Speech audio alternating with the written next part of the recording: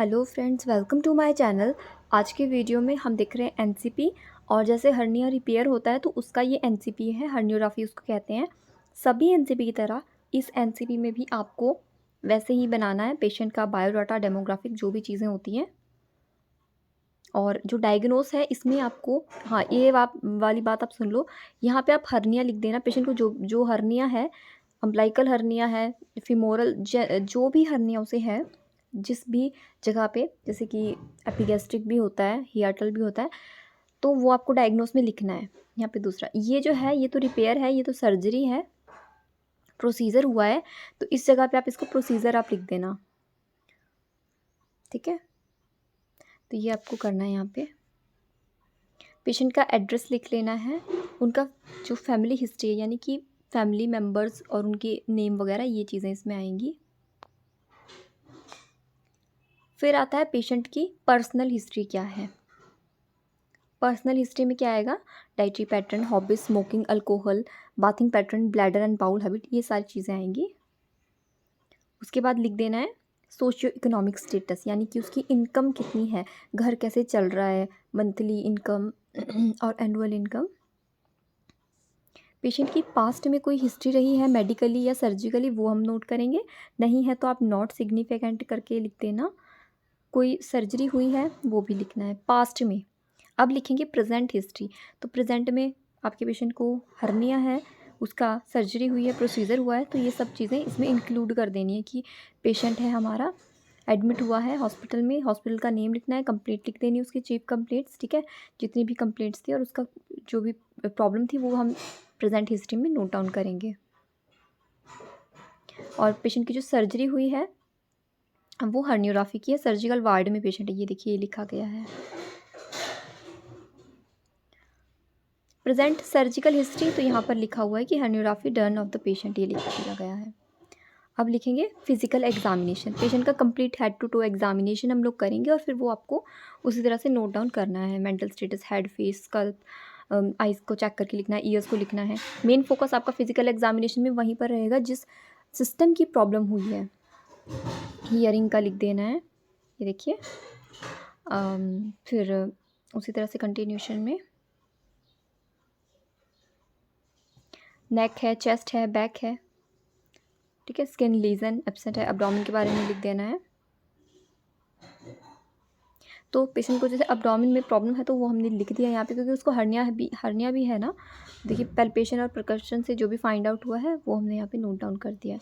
बाकी कोई स्कार नहीं है, ये भी सही है। पैल्पेशन बॉडी को थोड़ा सा पैल्पेट करके किया जाता है और परकशन से भी बॉडी फ्लूइड वगैरह के बारे में पता चलता है। एक्सट्रीमिटीज़ का लिख लेना है। फिर पेशेंट के वाइटल्स लिखने हैं चेक करके। पेशेंट के वाइटल और नॉर्मल वाइटल भी लिखने हैं इस तरह से।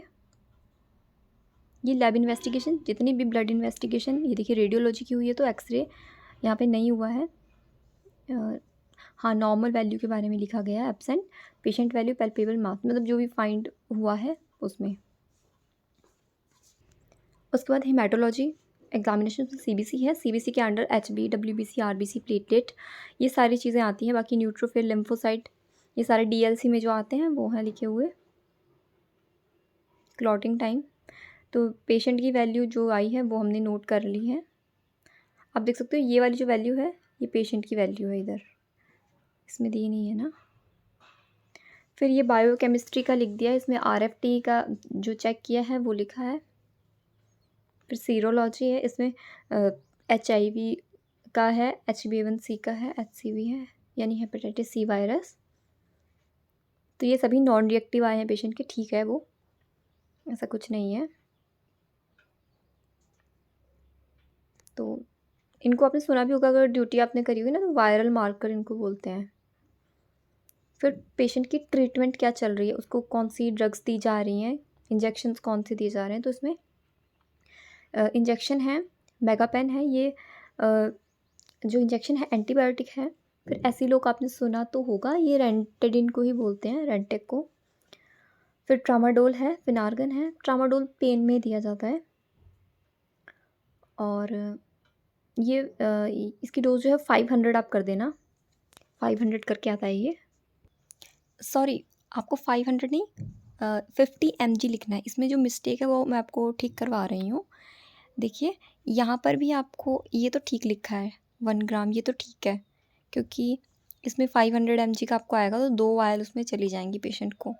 ये जो है आपको ये mg लिखना है, मिलीग्राम, ग्राम तो बहुत ज़्यादा हो जाएगा। जो मिस्टेक है वो आप ठीक करना। ट्रामाडोल में भी आपको ऐसे ही करना है। वैसे ये 2 ml का आता है, तो आप इस जगह पे आप 100 mg भी लिख सकते हो, क्योंकि अडल्ट है हमारा पेशेंट। 100 mg भी आप दे सकते हो और यहाँ पे भी आपको mg करना है। बस ये आप ठीक कर लेना।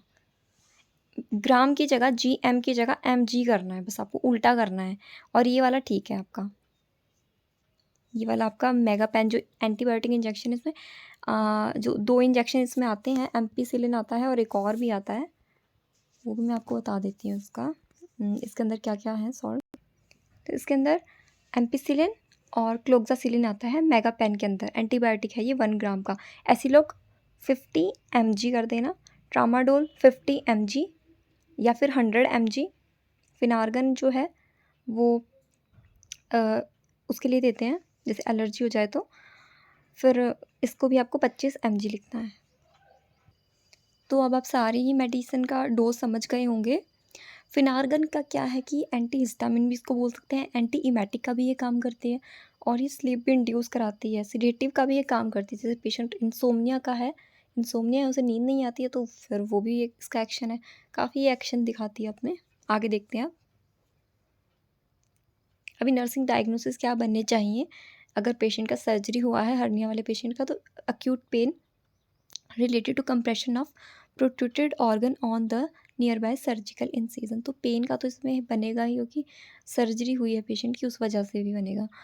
फिर risk for deficient fluid volume related to fluid and blood loss during surgery, ये हो गया आपका। Risk for aspiration related to reflux of gastric content, aspiration का भी इसमें रिस्क हो सकता है और ख़तरा है ये। High risk of infection related to surgical incision, तो इन्फेक्शन का भी रिस्क है।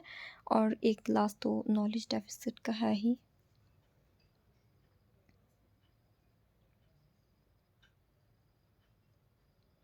ये आपका जो डायग्नोस है अक्यूट पेन का, इसको कंप्लीट एक्सप्लेन किया गया है कि कैसे हम पेशेंट की पेन को रिड्यूस कर सकते हैं।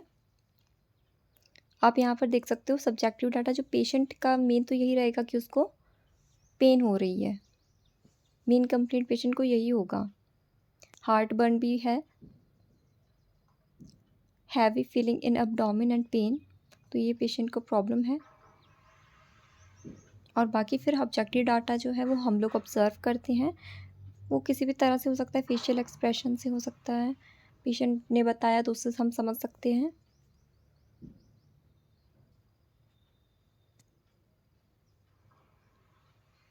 उसके लिए हम लोग को इंटरवेंशन करना है पेन को रिड्यूस करने के लिए। फिर इंटरवेंशन जितने भी रहेंगे उन्हें इम्प्लीमेंट करना है और लास्ट में इवैल्यूएट करना है। तो इसमें काफ़ी सारे इंटरवेंशन दिए गए हैं जो कि आपके लिए हेल्पफुल हैं। इनमें सबको जो भी छोटे लगते हैं, ठीक ठीक लगते हैं, वो आप नोट कर सकते हो। ये सब भी लिखने की ज़रूरत नहीं है इतना सारा, काफ़ी सारे हैं इसमें। तो ये देखिए काफ़ी सारे इंटरवेंशन है, इसमें से 4 इंटरवेंशन काफ़ी हैं, या फिर आप 5 भी लिख सकते हो। पेन के लिए बहुत सारी चीज़ें करी जा सकती हैं।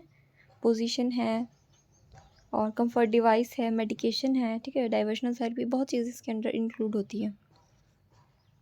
उन सभी चीज़ों का रैशनल भी इसमें बताया गया है। फ्लूइड वॉल्यूम डेफिशिएंट का नर्सिंग डायग्नोसिस बनाया गया है, उसके लिए भी इंटरवेंशन है।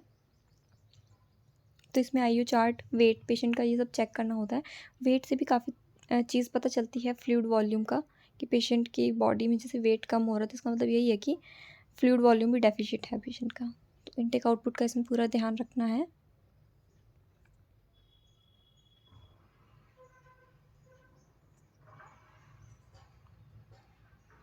ये देखिए आप कंटिन्यूशन में ही है, काफ़ी सारा इसमें इंटरवेंशन बहुत सारे आपको मिल जाएंगे।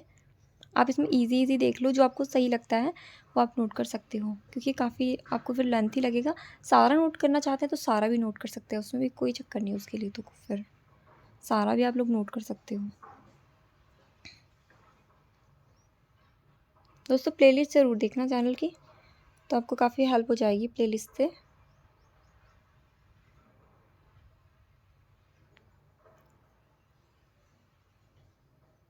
Risk for aspiration due to reflux of gastric content.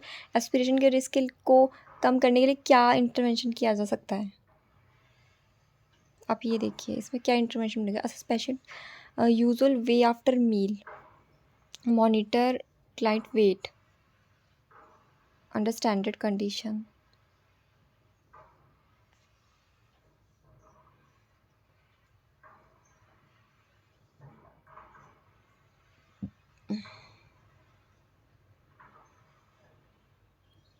तो इसमें बहुत सारे इंटरवेंशन आप देख सकते हो, सब भी है।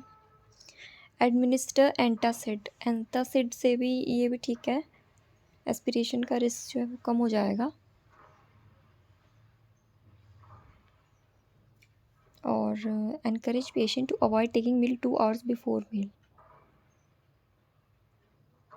2 घंटे पहले अवॉइड करना है खाना, क्योंकि रात को ऐसा होता है ना कि जैसे हम खाना खाते हैं या दिन में भी सीधे लेट जाते हैं, तो खाना खाने के बाद लेट जाते हैं और उससे क्या होता है कि एस्पिरेशन का खतरा पेशेंट में बढ़ सकता है।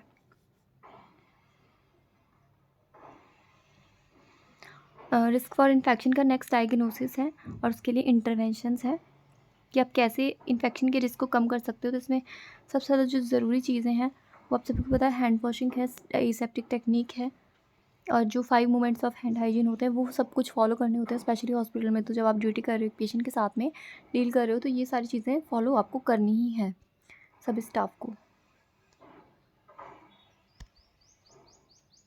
पेशेंट की ड्रेसिंग का स्पेशल ध्यान रखना है, जहाँ पर उसको सर्जरी हुई है वहाँ ड्रेसिंग भी हुई होगी, तो वहीं से रिस्क फॉर इन्फेक्शन बनता है। और उसको आपको जैसे ग्लव्स यूज़ कर रहे हैं तो सर्जिकल ग्लव्स होने चाहिए। ड्रेसिंग के दौरान भी before and after hand washing सबसे ज़्यादा ज़रूरी है। हैंड हाइजीन प्रॉपर होना चाहिए और डेली ड्रेसिंग जो है वो चेंज होनी चाहिए।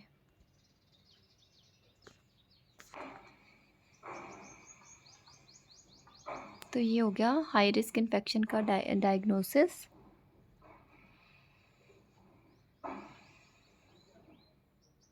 ये कॉन्टिन्यूशन में ही है, ये भी आप नोट कर सकते हो।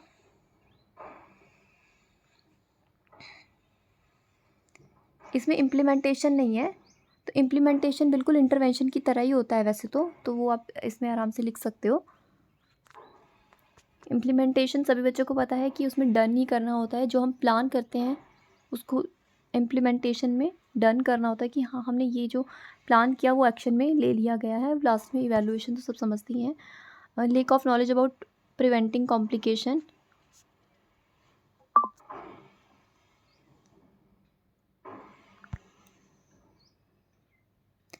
नॉलेज डेफिसिट का डायग्नोस सबसे ज़्यादा इजी होता है, इसको ज़्यादा समझाने की ज़रूरत नहीं है मुझे।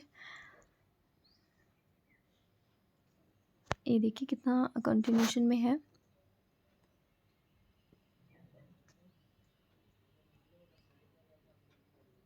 तो ये हो गए सारे डायग्नोस कंप्लीट। थोड़ा आपको हेल्प इससे हो गया होगा। बाकी आप अगर आपको लगता है कि इसमें थोड़ा कुछ मिसिंग लग रहा है आपको, तो आप बुक से भी देख सकते हो, वैसे ही कंप्लीट है। लास्ट में सिर्फ हेल्थ एजुकेशन ही लिखनी है, जो कि आप इंटरवेंशन को देखकर भी हेल्थ एजुकेशन बना सकते हो। जितने भी इंटरवेंशंस हैं उनसे आप एक एक पॉइंट उठाकर भी आप हेल्थ एजुकेशन आराम से हर न्यूरोपैथी के पेशेंट में बना सकते हो। क्या क्या बनानी है उसमें, डाइट का ध्यान रखना है, साथ में एसेप्टिक टेक्निक का ध्यान रखना है, मतलब सब कुछ क्लीन होना चाहिए, हाइजीन मेंटेन करना है ताकि किसी तरह का इन्फेक्शन ना हो, ड्रग्स प्रॉपरली लेनी है, चेकअप के लिए जाना है, ये सारी बातें आपको उसमें लिखनी है। और जैसे कि जो भी बैड हैबिट्स होती हैं जैसे कि स्मोकिंग है, अल्कोहल है, ये सब क्विट करना है। इस तरह की आप हेल्थ टॉक उसमें लिख सकते हो अपने आप। तो आपको वीडियो हेल्पफुल लग रही हो तो थैंक यू सो मच, और कमेंट करके ये बताना। बाकी दोस्तों प्लेलिस्ट हमारे चैनल की आप ज़रूर देखते रहना। मैं आजकल थोड़ा वीडियो कंटिन्यूस नहीं डाल पा रही हूँ क्योंकि मेरा भी पेपर है ना, इसलिए। Thank you.